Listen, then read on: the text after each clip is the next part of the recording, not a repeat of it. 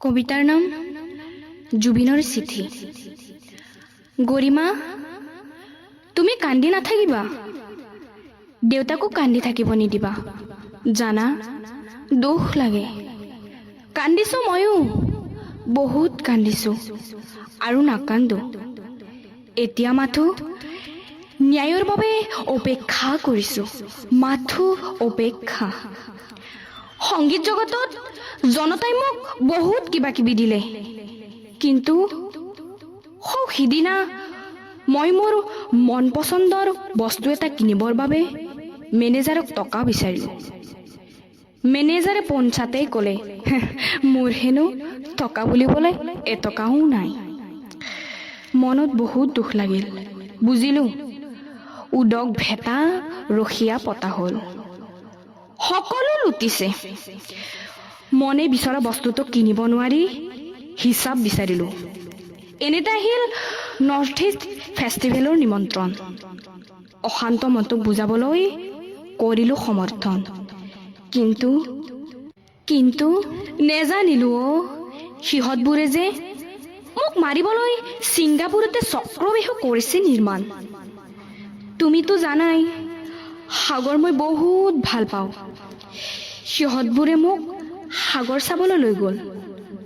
শৰীৰ দুৰ্বল যদিও মনটোক ৰাখিব নোৱাৰিলো, জঁপিয়াই দিলো ঘেণ্টা। এবাৰ সাঁতুৰি আহিলো, বৰ ভাগৰ লাগিল। নাৱৰ ওপৰতে বহিলো, আৰু নোৱাৰো। সাগৰেও বাধা দিছিল, তুমি মোক কলংকিত নকৰিবা, তোমাৰ মৃত্যু অনিবাৰ্য। কিন্তু সিহঁতে মোক জোৰ কৰি আৰু এবাৰ যা বুলি কোৱাত মই গলো। গৈ গৈ মই ভাগৰি পৰিলো। নাৱত উঠিবলৈ চেষ্টা কৰিলো, কিন্তু নোৱাৰিলো। বহুত চিঞৰিছিলো, সিহঁতে গুৰুত্ব নিদিলে। মই মৰি থাকিলো।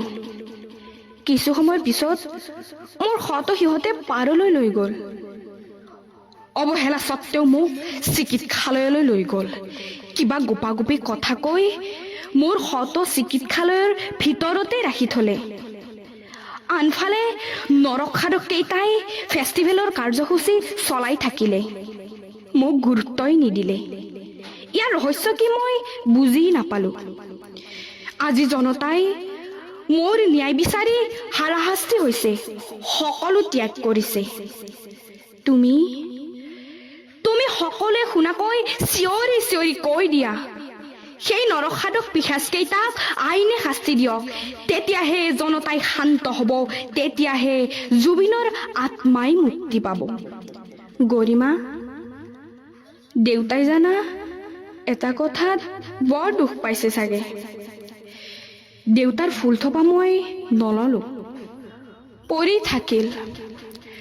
তুমি কোৱাচোন, কোন পুত্ৰই দেউতাকৰ সেৱা গ্ৰহণ কৰিব? কোন পুত্ৰই দেউতাকৰ কান্ধত উঠি শ্মশান যাত্ৰা কৰিব? দেউতাই জীয়াই থকা দিনকেইটা তুমি ভালকৈ চোৱা চিতা কৰিবা দেই। গৰিমা, আৰু এটা কথা, মই মুক্ত, মই কাঞ্চনজংঘা, খেন্তা মই কাকো খাতিৰ নকৰো বুলি ক'বলৈ যেতিয়ালৈকে কোনো ব্যক্তিৰ জন্ম নহ'ব, তেতিয়ালৈকে মই অসম মাতৃৰ বিনন্দীয়া ৰূপ উপভোগ কৰি থাকিম। কলৈকো নাযাওঁ মই। গৰিমা, আজিলৈ এৰিছো। ধন্যবাদ।